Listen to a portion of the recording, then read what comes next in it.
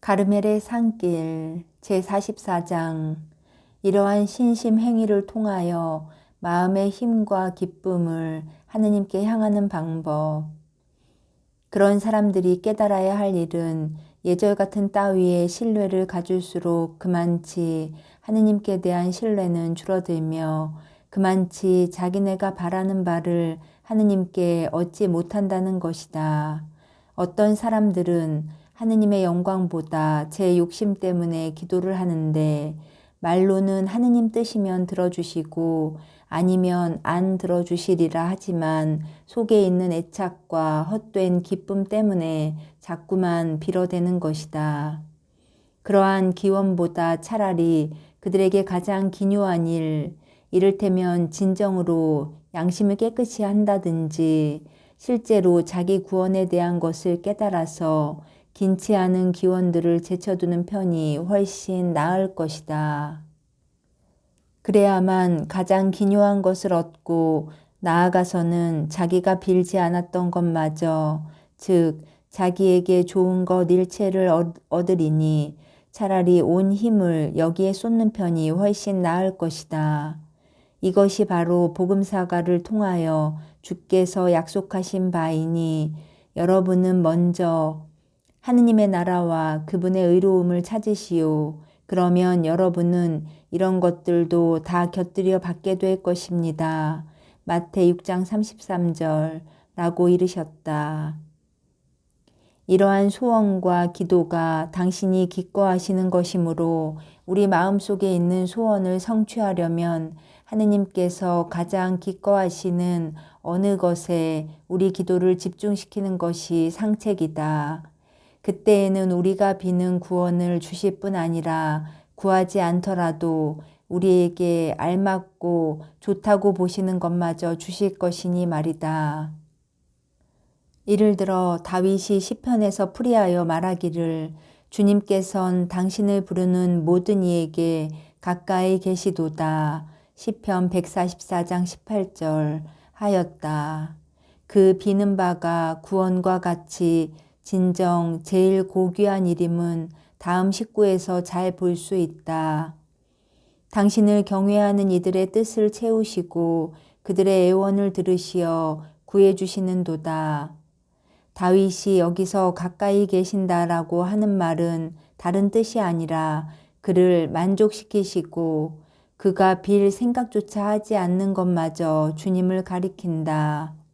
또 솔로몬에 대한 기록을 읽어보면 그가 바른 정사를 할 수 있도록 지혜를 구했을 때 하느님께서 이를 가상히 여기시어 다음과 같이 응답하셨다. 부귀영화를 청하지도 않고 원수의 목을 청하지도 않으며 오래 살도록 해달라고 청하지도 않고 내가 맡겨준 이 백성을 다스리는 임금으로서 갖추어야 할 슬기와 지식을 달라고 청하다니 내 뜻이 갸륵하구나. 슬기와 지식뿐이랴. 내가 너에게 부귀와 영화도 주리니 너와 같은 임금은 전에도 없었고 후에도 다시 없으리라. 이 역대 1장 11절에서 12절. 과연 그같이 되었으니 솔로몬은 원수들을 평정하고 주위의 나라들이 조공을 바치게 되어 그를 괴롭히는 자가 없었다. 이와 비슷한 사실이 창세기에도 있으니 하느님께서 아브라함의 소청대로 그 후손들을 하늘의 별들과 같이 불려주시리라는 약속을 하시고 또 내 계집종의 아들도 내 자식이니 내가 그도 큰 민족을 이루게 하리라고 하셨다. 그런즉 가톨릭 교회가 인정하고 쓰고 있는 전례가 아닌 딴 것에 힘을 쓰지 말고 기도 중에서 마음의 기쁨과 의지력을 하느님께 향해야 한다. 사제가 미사를 어떻게 드려야 한다는 것은 교회로부터 위임을 받은 그 사람이 알아서 할 일이니 상관할 것이 없다. 마치 성령과 당신의 교회보다 자기가 무엇을 더 아는 듯이 엉뚱한 전례 형식을 쓰려 하지 말 것이니 이미 있는 그대로의 예절로 빌어서 하느님께서 안 들어주신다면 새로 잔뜩 만들어낸 데서 들어주시리라 믿어서는 안 될 것이다. 당신의 성질을 따라 올바르게 빌면 하느님께서는 사람이 원하는 바를 다 들어주시나 자기 본의로 할 때는 말할 거리도 못 되는 것이다. 기도와 신심 행위에 관한 여타의 예절에 있어 그리스도께서 우리에게 가르치신 전례와 기도 양식 말고는 다른 데에 마음을 두지 말아야 한다. 당신의 제자들이 기도를 가르쳐 주시라 하였을 때 그리스도께서는 영원하신 아버지의 성질을 너무나 잘 알고 계시기 때문에 어떻게 하면 아버지께서 잘 들어주신다는 것을 분명 알려주셨다. 당신은 다만 주의 기도의 7가지 청원을 가르쳐 주셨는데 그 안에는 우리 영육에 필요한 모든 것이 포함되어 있으므로 다른 여러 가지 말이나 예절을 말씀하지 않으신 것이다. 오히려 다른 대목에서 말씀하시기를 하늘에 계신 아버지께서 우리에게 필요한 것을 잘 아심으로 기도할 때에 말을 많이 하지 말라고 하셨다. 당신이 거듭 강조하신 것은 기도에 꾸준하라 하심이었는데 이는 주의 기도를 끈기 있게 바치라 하심이고 또 다른 데서는 항상 기도하고 용기를 잃지 말라 하셨다. 루카 18장 1절. 그러나 다양스러운 기도를 가르치시지 않고 다만 이 기도, 주의 기도를 열성으로 자주 바치라 하셨으니 이미 말한 대로 하느님의 뜻과 우리의 필요 일체가 이에 포함된 까닭이다. 그리스도께서 영원하신 아버지께 3번 기도를 드리실 적에 주의 기도에 같은 말로 복음사가들의 표현대로 이렇게 기도하셨다. 나의 아버지, 할 수 있다면 이 잔이 저를 비켜가게 하소서. 그러나 제가 원하는 대로 하지 마시고 아버지께서 원하시는 대로 하소서. 마태의 26장 39절. 그리고 당신이 우리에게 가르쳐 주신 기도의 예절이란 둘 중에 하나이다. 즉, 기도드리는 곳이 골방 으슥한 자리라야 되는 것으로 거기 같으면 알 사람도 없고 시끄러운 소리도 없이 오롯하고 맑은 마음으로 기도를 할 수 있다는 것이다. 그러기에 말씀하시기를 당신이 기도할 때에는 골방에 들어가 문을 닫은 다음 숨어 계시는 당신 아버지께 기도하시오 하셨다. 그렇지 않으면 당신이 하셨듯이 외딴 벌판이나 밤이라도 가장 고요하고 좋은 때라야 할 것이다. 아무튼 시와 날을 따로 정할 것이 아니고 어느 날이 신심에 더 좋다 할 것도 아니며 까다로운 말이나 기도문을 쓸 것도 아니며 다만 교회가 쓰는 말, 쓰는 법을 좋아해야 하니 결국 모든 것이 위에서 말한 주의 기도에 귀결되는 까닭이다. 그렇다 해서 나는 어떤 사람들이 이따금 날짜를 두어 제를 지키거나 그러한 등속의 신심 행위를 하는 일을 나쁘다는 것이 아니고 도리어 이를 환영한다. 나쁘다는 것은 같은 일을 하면서도 그들이 일정한 형식과 예절에 얽매여 있는 그 정신 자세이다.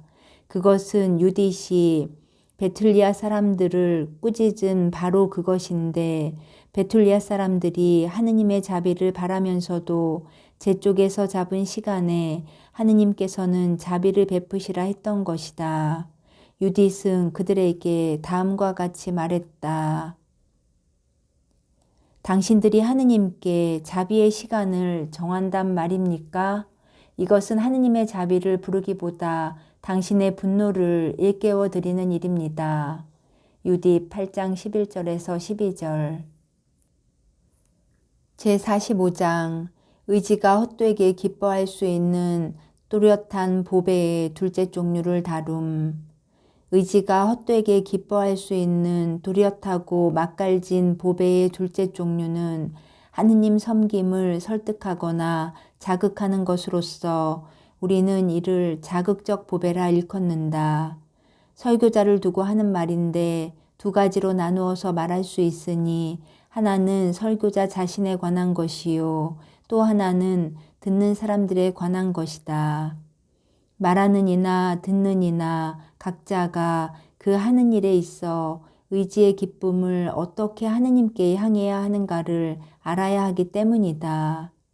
첫째로 말하자면 설교자는 청중을 향상시키고 자신이 헛된 기쁨이나 자만에 빠지지 않으려면 그 임무가 말보다 영에 있다 함을 깨달아야 한다. 밖으로 소리를 내서 하는 일일지라도 안으로 영이 없으면 힘과 효과가 따르지 않는 까닭이다. 그런 까닭으로 설교하는 교리가 제 아무리 숭고하고 이를 입히는 수사가 제 아무리 세련되고 그 수법이 훌륭하다 할지라도 영을 지니지 못한 이상 그 자체만으로는 이익을 낼 수 없는 것이 보통이다. 저 다윗이 보라 그분께서 목소리 높이시니 우렁찬 목소리로다 하였듯이 하느님의 말씀은 그 자체가 힘이 있지만 불은 비록 태우는 힘이 있다 해도 탈만하게 되지 않는 재료는 태우지 못하는 것이다. 무릇 교리가 제 힘을 내는 데는 두 가지 마음가짐이 필요한데 그 하나는 설교하는 이의 것이고 또 하나는 듣는 이의 마음가짐이다. 그러나 보통으로는 가르치는 이의 자격에 많이 달렸으니 그러기에 그 스승의 그 제자란 말이 있다. 사도행전에 보면 유대인 대사제의 7 아들이 성 바오로와 같은 방법으로 악마를 내쫓으려 할 때 악마가 그들에게 호통을 치며 나는 예수도 알고 바울로도 잘 알아보겠는데 도대체 너희들은 누구냐 하고 덤벼들어서 그들의 옷을 벗기고 상처투성이를 만들었다. 그 일이 있은 것은 적응한 자격이 그들에게 없는 까닭이었지. 당신 이름으로 기적이 이루어지기를 그리스도께서 원하시지 않은 까닭이 아니었다. 왜냐하면 한 번은 사도들이 당신 제자가 아닌 사람이 그리스도의 이름으로 악마를 쫓아냄을 보고 이를 저지했을 때 주께서는 꾸짖어 다음과 같이 말씀하신 것이다. 그를 가로막지 마시오. 내 이름으로 기적을 행하고 나서 곧 나를 욕할 수 있는 사람은 아무도 없습니다. 마르코 9장 39절. 하지만 사람들에게 하느님의 법을 가르치면서 자기는 지키지 않고 좋은 정신을 말로 펴면서 자기는 지니지 않은 그런 사람들을 그리스도께서는 싫어하신다. 이를 두고 성 바오로가 말하기를 너는 남을 가르치면서 너 자신을 가르치지 않고 도둑질을 하지 말라고 설교하면서 너는 도둑질을 한다고 하였다. 그리고 성령께서는 다윗을 통하여 이르셨다. 악인에게는 하느님께서 말씀하시는도다. 너 어찌하여 내 계명들을 늘어놓으며 내 계약을 내 입에 올리느냐. 훈계를 싫어하고 내 말을 내 뒤로 팽개치는 내가. 시편 49장 16절에서 17절. 이로 미루어 볼 때 그러한 사람들에게는 열매를 맺는 영이 내리지 않음을 알 수 있다. 흔히 우리가 보다시피 설교자의 생활이 훌륭하면 아무리 말솜씨가 없고 수사가 모자라고 그 내용이 평범하더라도 좋은 성과를 거둔다고 판단할 수 있다. 싱싱한 영에서 뜨거운 열이 솟아붙기 때문이다. 이와는 반대로 화술과 교설이 썩 훌륭하더라도 거두는 성과가 아주 적은 수가 있다. 그렇다.